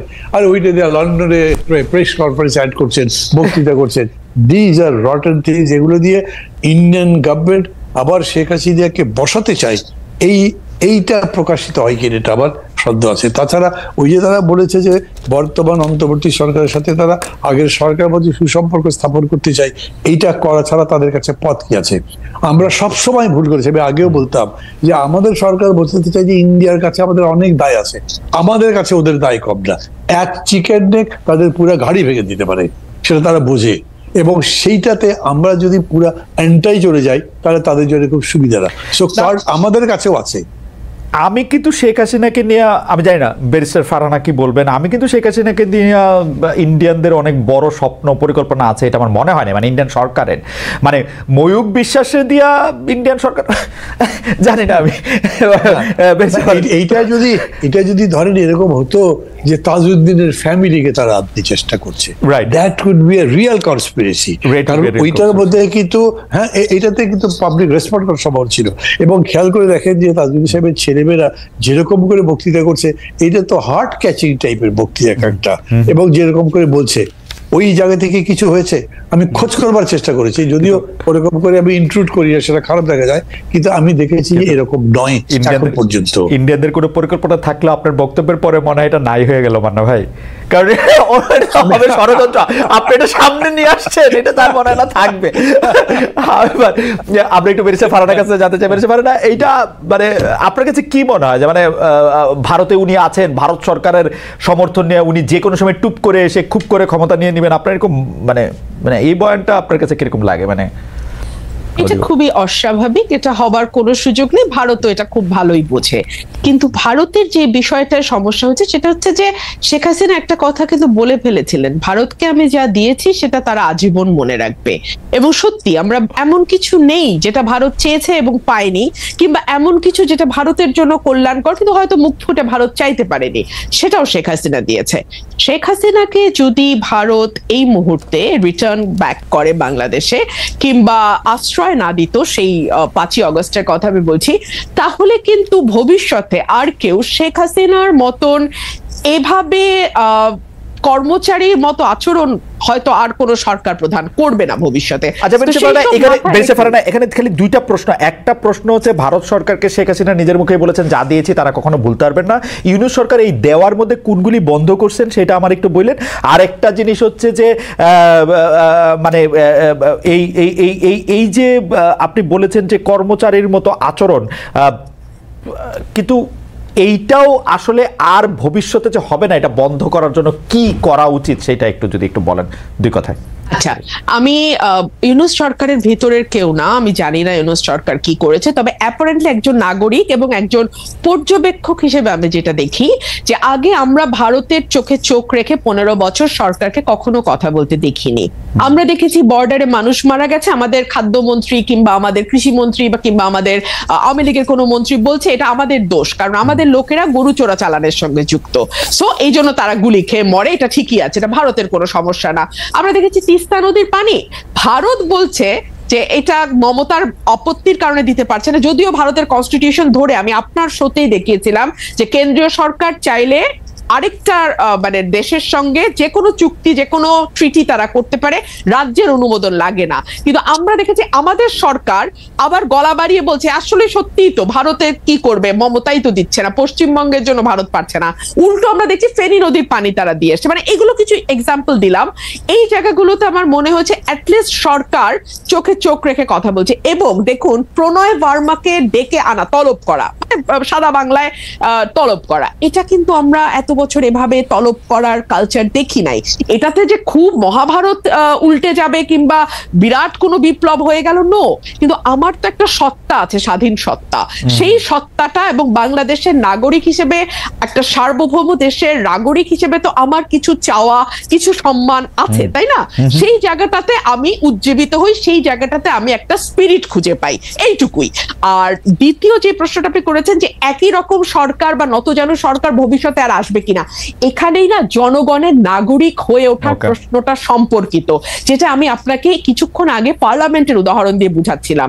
এদেশের মানুষ যেমন মনে করে এমপির কাজ কালভার্ট আর ব্রিজ বানানো আর 20% সেখান থেকে পকেটে ঢুকানো, একইভাবে মানুষ মনে করে তারা এই দেশের নাগরিক না, মানুষ মনে করে যে তারা এই দেশে আছে প্রজার মতন, এই জন্য তারা ট্যাক্স দিতে চায় না। খেয়াল করবেন এই দেশে কিন্তু কর জিডিপির অনুপাত সবচেয়ে নিচে, কারণ সে মনে করে ট্যাক্স দিয়ে আমার লাভ, ওই টাকাটাই গচ্চা, আমি তো কোনো সেবা পাবো না, আমাকে সেবা পাইতে হলে ওই লোকাল চেয়ারম্যানের পা ধরতে হবে, সামাজিক সুরক্ষায় যাইতে হলে আমাদের ওই এমপি সাহেবের পিএস এর পা ধরতে হবে। এই কারণে কি হয়, আমরা সিস্টেমকে ভোট দেই। আমাকে একটু সময় দেন খালেদ ভাই, আপনারা সময় নাই, তাহলে আপনি 30 সেকেন্ডে শেষ করেন, আর সময় নাই আমাদের, আমরা পার হয়ে গেছি। জি, আমরা সিস্টেমকে ভোট দেই। হ্যাঁ, যে কারণে মান্না ভাই বলছিল যে উনি একা দাঁড়িয়েছেন, ওনার দলটা দাঁড়াতে পারছে না, কারণ মানুষ মনে করে এই দল তো ক্ষমতায় আসবে না, মানে এই দল তো পার্ট অফ দ্য সিস্টেম হবে না। পার্ট অফ দ্য সিস্টেম যদি না হয়, তাহলে তার ঘরের টিনের চালের জায়গায় একটা ভালো পাকা চাল আসবে না, তার ওএমএস এর কার্ডটা হবে না, তার বয়স্ক ভাতার কার্ডটা সে পাবে না। এই সব কারণে না মানুষ আসলে একটা এক্সিস্টিং সিস্টেমের সাথে নিজেকে কোনোভাবে অ্যাকোমোডেট করতে থাকে। এই কারণে আমি 70, 50 বা 15 বছরের কথা বলছি। মানুষের ভেতরে সেই নাগরিক হয়ে ওঠা, রাষ্ট্রের অংশীদারত্ব দাবি করা এবং রাষ্ট্রের মঙ্গলে যে দিন শেষে তার বা তার ভবিষ্যৎ প্রজন্মের মঙ্গল হয়, এই বিষয়গুলো তার মগজে ঢোকা একটা প্রক্রিয়ার বিষয়, এবং এই প্রক্রিয়াটা সময় লাগবে খালেদ ভাই। এইটা আসলে খুবই মানে সারফেস লেভেলে আছে। বেরসা ফারহানা, আপনাকে ধন্যবাদ। আমি জাস্ট আর 30 সেকেন্ড নিব মান্না ভাই। সেটা হচ্ছে যে আজকে ব্যারিস্টার রুমিন ফারহানা কপালে টিপ দিয়ে এসছেন, তো আপনি আমাদের টেকনিক্যাল অসুবিধার জন্য আপনি দেখতে পাচ্ছেন না। অনেকেই মনে করছে যে এই টিপটাও পলিটিক্যাল, আমরা কি একটু political statement by barrister Farhana, আপনি কি এটা নিয়ে 10 সেকেন্ড বলবেন কিনা? আমরা এটা শেষ করে দিচ্ছি না, ব্যারিস্টার ফারহানা আপনি শেষে বললেন। মান্না ভাই, আপনি কি এটা নিয়ে কিছু বলবেন? যে ইভেন্ট টিপ দেখো, আসলে টিপ দেখো পলিটিক্যাল স্টেটমেন্ট মনে হচ্ছে। কেমনে বলবো, আমি তো ওকে দেখতেই পাচ্ছি না, কেমন লাগছে দেখতে, আগে সেটা বলতাম। তারপরে ওকে কি হিন্দু লাগে নাকি এখন মুসলমানই লাগে, ওকে কি সেকুলার লাগে না কি লাগে, কিছুই না দেখে বলবো। কারণ কিন্তু আমি মনে করি টিপ পড়ার মধ্যে হিন্দু মুসলমানের কোনো বিষয় নেই। ওকে, বেশি ফারহানা, আপনি যদি দুইটা বাক্য বলেন যে এটা একটা পলিটিক্যাল স্টেটমেন্ট কিনা। আমি যেই পরিবারে বেড়ে উঠেছি, যেই পরিবেশে বেড়ে উঠেছি, সেখানে 5 ওয়াক্ত নামাজও যেমন চলে, সেখানে রবীন্দ্রসঙ্গীত হয়, গানও হয়, কবিতাও আবৃত্তি হয়, এবং আমি সবসময় টিপ পড়ি। হয়তো টিপের সাইজটা ছোট ছিল, হ্যাঁ এখন আমি বড় টিপ লাগিয়েছি। এটা যদি আপনি মনে করেন পলিটিক্যাল কোনো বিষয় ভাবতে পারেন, তবে হ্যাঁ একটা মেসেজ তো আমি দিতেই চাই যে নতুন বাংলাদেশে কারো লেবাস দেখে, কারো পোশাক দেখে আরেকজনের প্রশ্ন তুলবার কোনো অধিকার থাকবে আমি বিশ্বাস করি না। বেরিসা ফারহানা, যতক্ষণ আপনাকে পর্যন্ত আমি আপনার ক্ষতির কারণ না হচ্ছি ততক্ষণ পর্যন্ত আমি কি সাজলাম, আপনার ভালো না লাগলে আপনি চ্যানেল চেঞ্জ করবেন, কিন্তু সেটা নিয়ে সমালোচনা করা এবং সেটার কনক্লুশনে পৌঁছে যাওয়া এটা খুবই হাস্যকর। ব্যারিস্টার রুমিন ফারহানা, আপনাকে অনেক ধন্যবাদ জনাব মাহমুদুর রহমান মান্না কেউ আমরা আসলে সময়ের থেকেও আসলে একটু বেশি সময় শুনলাম, কারণ রুমিন ফারহানা এবং জনাব মাহমুদুর রহমান মান্না দুজনই অত্যন্ত গুরুত্বপূর্ণ কিছু বিষয় নিয়ে অনেক গুরুত্বপূর্ণ কিছু কথা বলেছেন। দর্শক, আমরা আবারও আপনাদের সঙ্গে আমাদের দেখা হবে।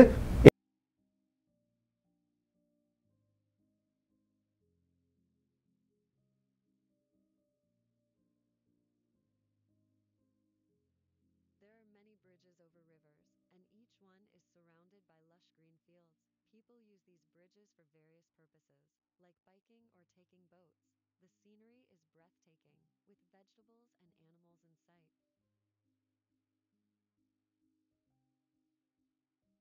Boats and fields play a huge role in village life. The green fields are fertile, and boats are used for travel and trade. Cows and bikes are often seen near the water. The scenic beauty is unmatched.